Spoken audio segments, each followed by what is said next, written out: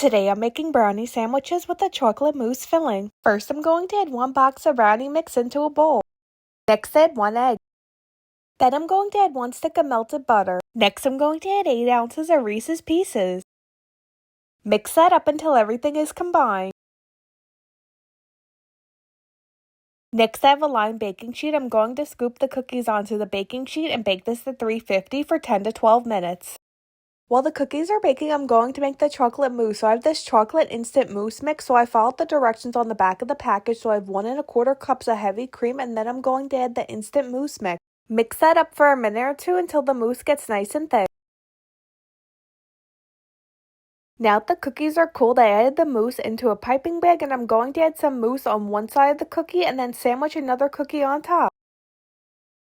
Then I'm just going to repeat the process with the rest of the cookies. Here's an up-close look at the brownie cookies with chocolate mousse inside.